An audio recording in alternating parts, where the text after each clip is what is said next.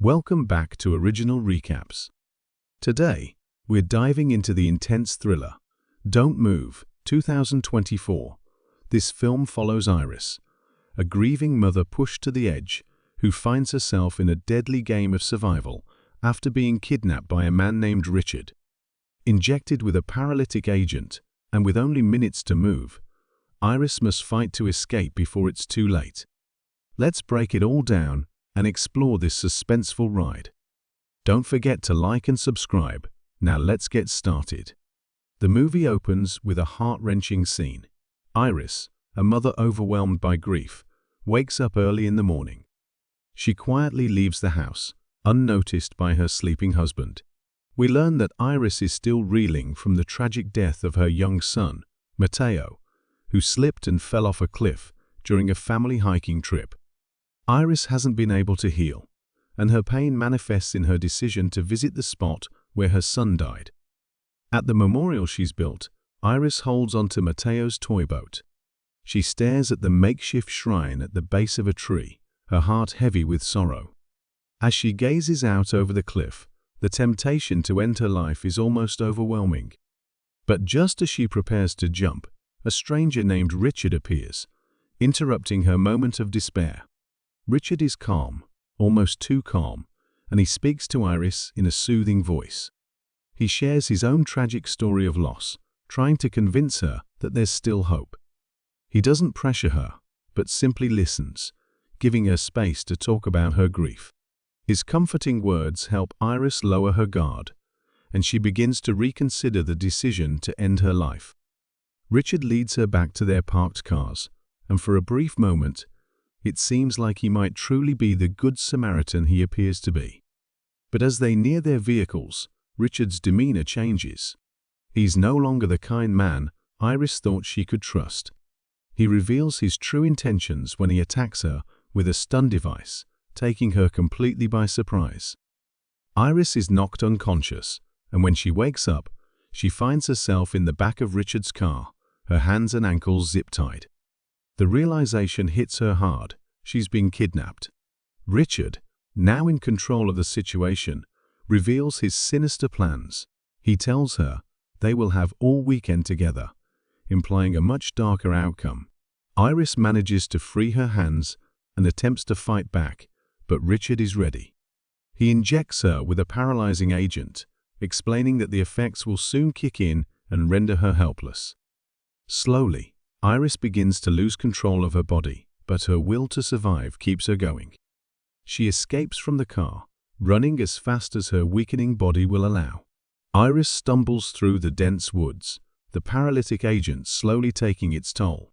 She fights the loss of control, desperate to stay conscious.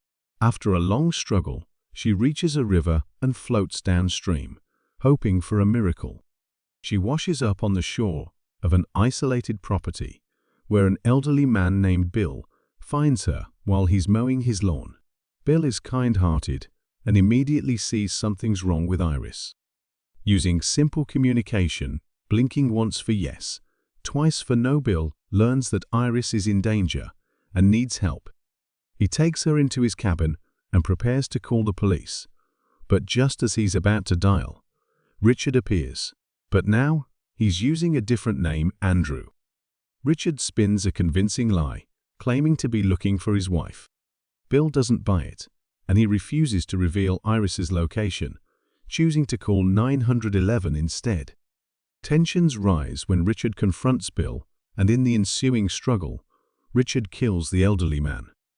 Bill's murder is shocking, and Iris, using the last bit of mobility she has, manages to pull the cord on the blinds, alerting Richard to her presence. Richard drags her out of the cabin, leaving the flames behind, and drives her away in Bill's truck, speeding towards an uncertain future. As Richard drives, we learn a little more about his twisted personality. He gets a call from his daughter, who mentions she did well in school. It's a moment of normalcy that feels out of place in such a dark story. Richard's wife is also on the line, talking about their plans to visit the cabin for the weekend. The normal family conversation makes Richard's actions even more chilling, showing how he can compartmentalize his darker urges while maintaining a facade of normalcy. After the call, Richard stops at a gas station. While he refuels, Iris, now slowly regaining the use of her limbs, tries to escape but is unable to open the truck door. Richard returns and drives them back to the site of the wrecked car to collect his belongings. While Richard is distracted, a police officer arrives, questioning the situation. Richard tries to cover up his crime, claiming that Iris was drunk, but the officer isn't convinced. When the officer attempts to speak with Iris, Richard decides to silence him permanently. The officer becomes yet another victim of Richard's violent rampage. Richard, now even more dangerous, takes Iris to a small boat at a jetty. He plans to row her out into the middle of the lake and finish what he started. It's a chilling moment as the calm waters reflect the darkness in Richard's mind. But Iris isn't as helpless as Richard believes. She feigns weakness, crying out for his sympathy, and when he leans in close, she strikes. Iris grabs a knife and stabs Richard in the neck.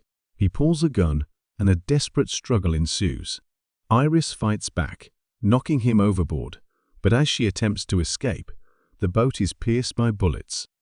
Despite being paralyzed and struggling to stay afloat, Iris is determined to survive. Iris emerges from the water, gasping for air. She drags herself to the shore, her body still fighting against the effects of the drug. Richard, mortally wounded, has also washed up on the shore. He's not dead yet, but he's too weak to pursue her. Iris walks over to him, standing over his prone body. She looks down at the man who's caused her so much pain, and though it might seem like she has a chance to finish him off, she chooses a different path. She thanks Richard for renewing her will to live. Despite all the pain she's been through, she knows she can survive. With Richard's death, Iris leaves him behind, walking away from the darkness and choosing life once again. And that's the end of the recap of Don't Move, 2024. Iris's journey is a testament to the resilience of the human spirit, even in the face of unimaginable loss and terror.